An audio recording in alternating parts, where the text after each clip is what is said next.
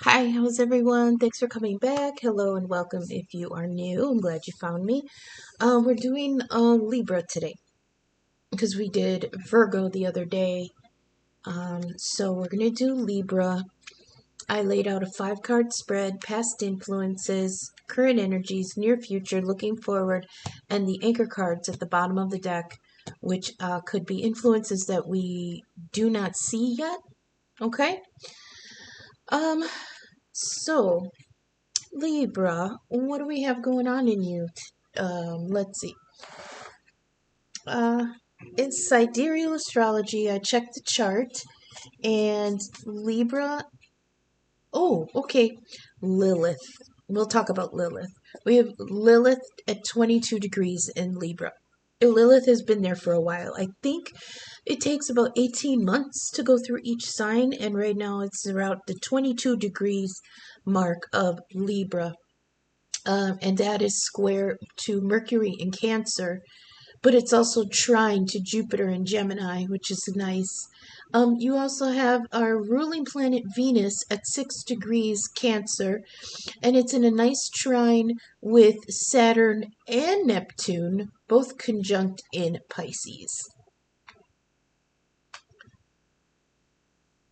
Yeah, so let's talk about Lilith because I love Lilith energy. In mythology, Lilith was Adam's first wife before Eve. They were created as equals from the divine spark.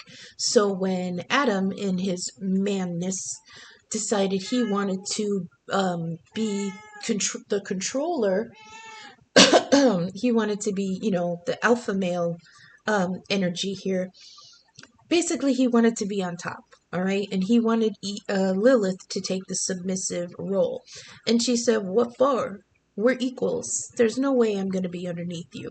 So she was um, non conciliatory in many other areas of life. Because she was an equal. She wasn't going to be treated as anything lower than that. Well, um, Adam complained to God that the woman wouldn't be submissive and that he, as the masculine and the ego, wanted to be dominant. God granted it because of free will, man's free will. And he created from Adam a mate. But it wasn't, Eve wasn't created from the divine spark like Lilith was. So God created Adam from himself. So she was flawed like him, not divine. Um, so Lilith was cast out, and in return for being cast away from the presence, in Eden, which is symbolically the other side, before we are born into existence, everything is blissful. We're in the presence of the Creator, and that is the Eden that they're talking about. When they were still in Eden, she was cast out, um, quote unquote Eden, which meant she was cast away from the divine presence. And just like the story of the fallen angels, when um, energy is cast away from the pure essence of creation, it gets muddied, it gets dirtied. And that's when Lilith became the idea of a night demon, a succubus, somebody that torments men because of her betrayal and targets the children of Eve. What it really is, without the Christianity patriarchy muddying the energy, is it is a rejected strength of an empowered feminine energy that is so empowered it is an equal to the masculine energy. So rightfully so, Lilith was fucking pissed. And wherever she is in our chart represents where our feminine energy is strong and rebellious. Um, Last year, I think she was shit kicking through Leo and Virgo, and now Lilith is not resting, but she's going through Libra. To me, that is Here comes Lilith, the feminine Wonder Woman, the Amazonian, the fighter, the reconciler, the rebel, the big titty goth girl energy in her Doc Martens and her sword, and she's settled in Libra, the sign of compassion. Well, compromise, peacekeeping, equality, and justice. Okay. So we may be feeling very empowered in this time period for creating equality, justice, and karma, because Libra does also rule karma in the aspect of feminine, um, oops, feminine energy. Sorry, I got distracted. Lilith being square Mercury in Cancer, though. Mercury, the planet of communication. Cancer, the soft, sweet sign of motherly energy. This is Eve energy. Cancer is Eve energy. Leo is the father. Cancer is the mother. Lilith is that cast out female empowerment. Now she's settling in opposition. Well, not in opposition. It is square, so it's a harsh it's a harsh alignment, but not as bad as an opposition. Okay, she's square to Mercury in Cancer, and Mercury again, that neutral sign of communication in the sign of neutral energy of communication in the soft sign of Cancer, the mother, dealing with shadow energy here. The Cancer is ruled by the moon. The moon just went through an eclipse, and the good thing is that Mercury energy is not retrograde in this case. So there is going to be good, clear communication from the heart. That's what that might mean. Also, you have Venus, our ruler, in Cancer. Venus in Cancer, but it's trine with Saturn and Neptune. So Saturn is the taskmaster. He rules Capricorn. He deals the karma.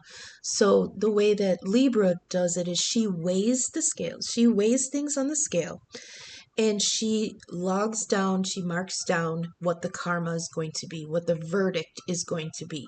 She doesn't actually deal the sentence, she doesn't deal the karma, she just tallies it. Saturn is the energy that deals the karma. Saturn and Venus actually work really well together when Venus is in her Libra energy, that air energy. Conjunct with Neptune in Pisces. Now, Neptune is Pisces' ruler. He's the king of the ocean, the deep subconscious, the place in the psyche where we don't go because we can't breathe in there. And in there, there's things that we don't address, things that, quote unquote, never see the light of day, never see the surface to be addressed by the ego. And that deep ocean, deep emotion, deep psyche things in there can be quite frightening. Pisces is a very formidable energy because the King of Cups has mastered those deep waters, and he keeps the energy of, I rule this, it doesn't rule me. So the King of Cups, Pisces energy, feels every vibration in that deep psyche, but he does not let it rule him. He acknowledges it, he processes it, he accepts it, he vocalizes it, and he uses it to master his own emotions, not be their servant. So we're going to see how this plays out for Libra. Remember, those aspects can be very minor background aspects, background vibration, background signals that you don't feel quite on the surface, but they're still in play. Saturn and Neptune are the far out planets. They're generational planets. So again, this may be rumbling in the undercurrent, but not quite affecting daily life. Venus, however, is one of the interpersonal planets. So her soft touch in Cancer will be felt. So let's see here. Libra, our first card for past influence is that 10 of Swords. This came out again. This is the backside, I believe, but there's the eclipse energy right there. That solar eclipse that we just passed. The lunar eclipse that matches it will happen on September 7th. So this 2 weeks is that portal that we were talking about in the last reading. And it is also mentioned here again in your reading with the world card over there. We will address it looking forward. So we have the 10 of Swords with the eclipse on the back side here. This is a good energy, even though it looks painful, because this cycle is done. Okay, this is a ego death. What were we just talking about last? Oh, last reading was all about the ego death. Okay, I love when my cards follow the energy and continue the story. So here we are, Libra. Past influences. This is the eclipse that we just passed. Ego death, but not the soul. Okay, so contemplate what is essential. This is the dark night of the soul that the signs are going through at the moment. And for some, if it's not a dark night of the soul, like I said, it could be a dimly lit hallway of, this time period. So that is in the past. That may be near, just like recent past, or maybe in the distant past. You're all at different points in the timeline, but that's what we're dealing with. Now, in the current energies, we've got the Five of Cups. It's a sad card of loss. You're looking at the loss of the Three of Cups with the Two of Cups behind you. Now, remember, the Three of Cups is the energy of companionship and friendship and the friend group and the homies and the squad and going out and celebrating just for celebrating's sake, right? But now, after the Four of Cups of apathy, you're looking at these spilled over cups and everything there was empty. So there was nothing really substantial in those cups. Sometimes in some decks, one cup has something green coming out of it, one cup has something white, and one cup has something red, which can be the water of tears. Sometimes people read the red one as wine, but it's sometimes read as blood. And the third one is envy. Okay, that's what was in those cups. And behind the person is the Two of Cups of a fresh, new, wonderful connection. Now, the thing you have to decide is, are you looking at these three cups in mourning and completely forgetting that you have a Two of Cups behind you? Or are you looking at these three cups going, this is what I had to sacrifice in order to protect this Two of Cups behind me? Okay, that's what's in the current energy. There's a feeling of emotional loss here. It's turn back to love and share your cup. Okay, and I understand that some people might not be in that position just yet, because this is still heartbreak. Okay. Um, Near future, we've got the Eight of Cups, and this is freeing yourself from what can freeing yourself from what cannot be salvaged. Remember, the Eight of Cups is moving on from something that is not emotionally fulfilling. Okay, that's in the near future. You're taking your cup and you're peacing out. Those cups are empty. So before the Eight of Cups is the Seven. Remember, I always describe the Seven of Cups as the vision board card, because he's looking at these cups in the sky. He's imagining things. He's imagining these possibilities. Now, some can come to fruition if there's work put in. Some are just pie in the sky. Some are delusions of grandeur, and you're not really sure which ones are which until you pick.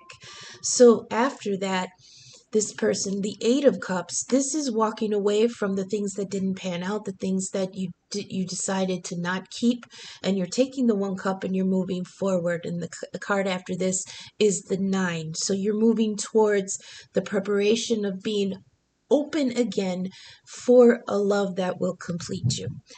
Looking forward, card 4, we've got the World. Last card of the deck, this is the portal opening.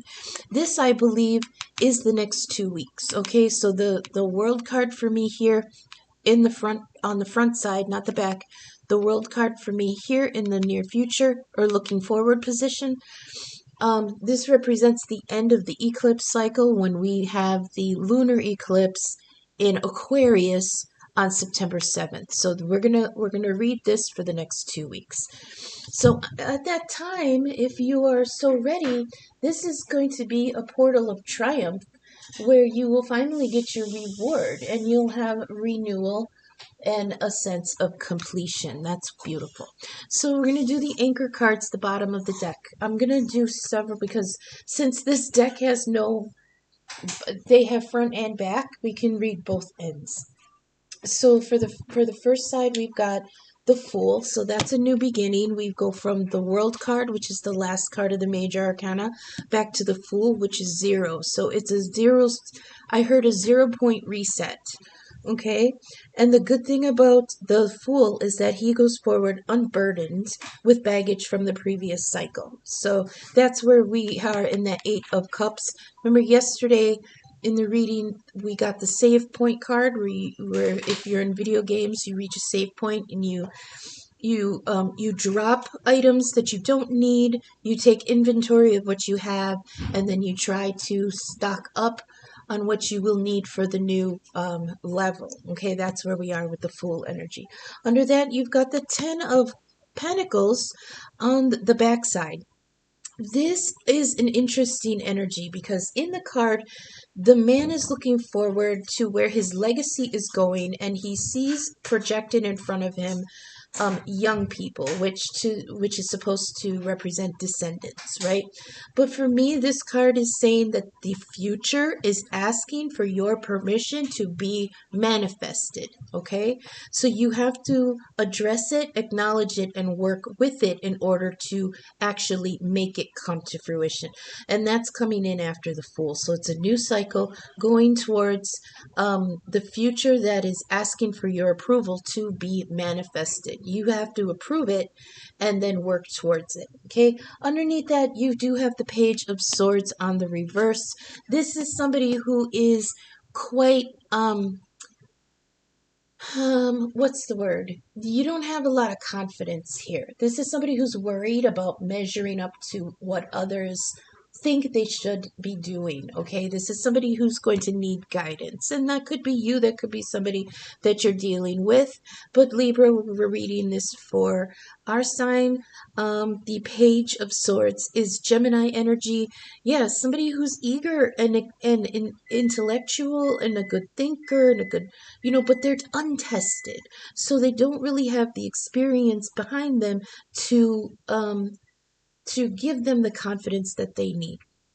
And after that, I'll just go one more, is the Star. And that's a beautiful card of rebirth, of redirection, of wishes and dreams. It's the North Star. It's you pointing yourself back towards your soul's purpose, the soul's, there's always a feeling of somebody trying to direct their heart back towards home, wherever that is. Doesn't necessarily have to be the home you started from.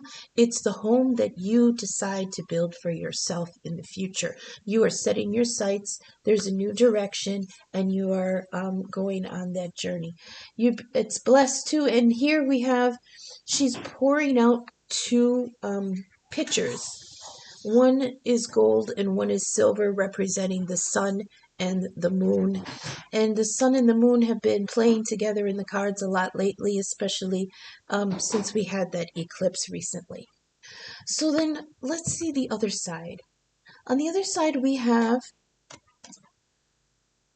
the Four of Swords on the backside. Now, the Four of Swords, remember, is mental rest. Okay, you're recuperating, you're gathering your thoughts. This comes after the Three of Swords of that heartbreak. This is a break. You're taking a break. You're taking a respite. This is a social media break. This is not taking calls. This is meditating, eating pizza rolls, and just trying to get your head back together. Okay, on the backside here, this old man is sitting in his chair. He's tired. He's spent. he's depleted, and in the background, shit's on fire, bro. Okay? Shit is on fire. But he is not getting up to address that at all. And with his advanced age, it's a clue to say there's exhaustion here, and there's the call to let someone else put out the fires. Okay? Underneath that, you've got the Wheel of Fortune, timeless turning, cycles, fate, destiny. Times are always changing. Okay? That's the key to the Wheel of Fortune. Use your willpower to ride the wheel and influence your fate. You make your destiny. Okay? And that's going to come after that rest. Let other people put out the fires that you can't address because you're planning ahead towards your future. You have work to do. Don't spend your energies putting out other people's fires. Underneath that, you've got the Emperor, but on the reverse side. So this may be a little bit okay, so this is pride and accomplishment, but again, that tired feeling. Yeah, you're going to be tired. It says, look to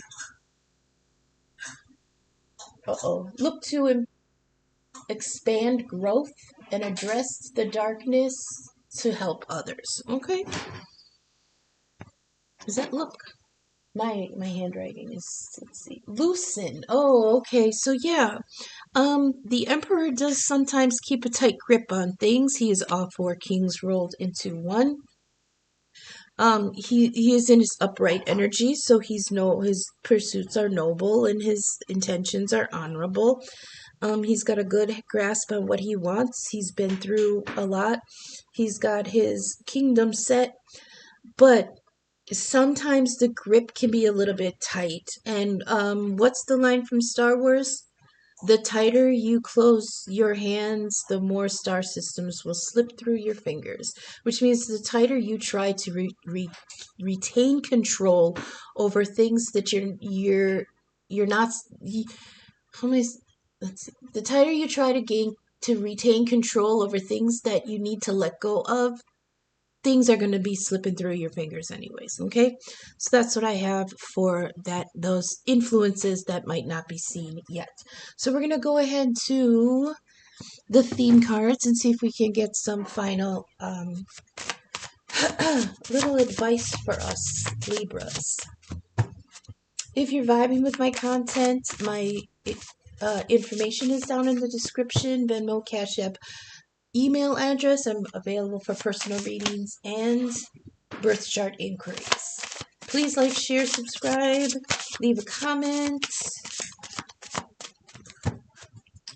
111 New Beginnings. Yep, that came out yesterday too. So we're in a new cycle with that eclipse energy. Actually, we're heading towards the new cycle. Right now, we're in kind of a liminal space where it's not one, but it's not the other yet. There's a feeling of just going through a doorway and now you're in a hallway between two goals, right? So let's see. New beginnings, self-expression, get your bearings in this new cycle. Oh, the red sun. Okay. This is wake up to your spiritual path. There's intense emotion, passion, deep understanding, spiritual awakening, and divine communication. Pay attention to dreams right now. There's a lot going on in Pisces, and Venus is in Cancer. So pay attention to what your dreams are bringing to you. Keep a journal if you want to. Chip Cup came out again with the female family member. It's the same two from yesterday. Dissatisfaction and disappointment in the domestic home, and then female family member. Okay, so let's see if there's a message from the female family member. They want me to get one of the oracle cards, I think. Oh, red-winged blackbird. I love this one. This is a warning of and then divine protection, averting disaster and coming out good in the end. The story with the red-winged blackbird is that there was some thievery going on. in this village, okay? And the red-winged blackbird sounded the alarm. Now it might sound shitty because he was a narc, but they were stealing like a month's worth of food from this village. So they came out, and even though the stuff was it was taken out, it was half strewn about.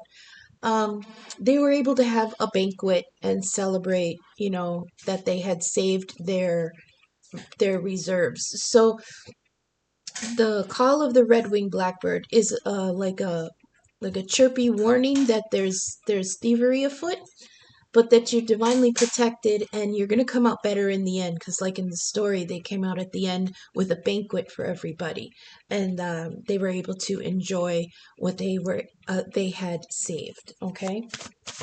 There's averting disaster. Yeah. Oh, see, we've got mice. Okay, mice haven't come out in a while, but this is a warning that there's something nibbling away at the resources.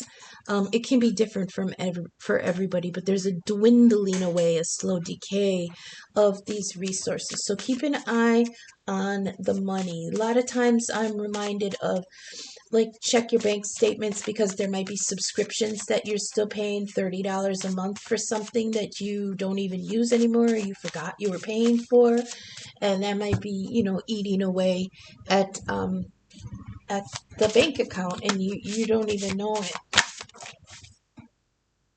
These two. We've got moon phases. Yep, that is the eclipse energy.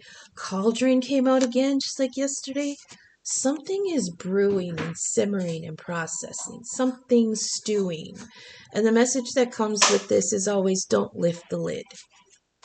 Okay, let it simmer. The Hanged Man, we've got the possum. This is Pisces energy. I was just talking about the King of Cups earlier. Shoot, has this been this dark the whole time?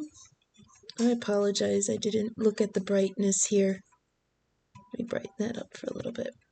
Okay, the Hangman. This is a pause, a self-reflection, reevaluation, getting a fresh perspective, being peaceful and calm. You got anything else?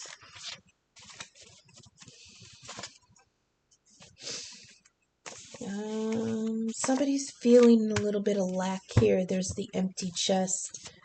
Yeah, this, I believe, goes along with that save point card that was coming out earlier. Check your resources and conserve what you can. And the last one is boxing gloves. Get ready, because it's on like Donkey Kong.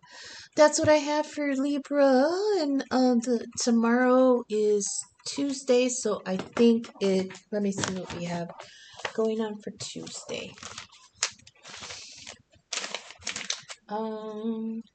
Hidden Truth. The Hidden Truth Tuesday. That's when I pull 3 cards, and the one in front is the facade, the one in the middle is the real truth, and the one after that is what, like, the reality of the situation and maybe some advice. So that's what I have for us, Libra. Basic feeling here is just like I just feel like it's reiterating the path that we're going through right now.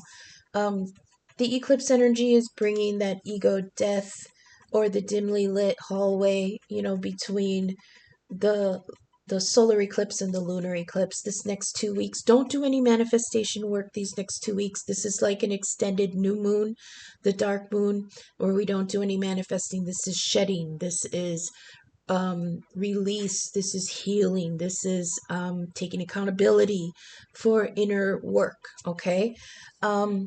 Again, that 10 of Pentacles is standing out to me.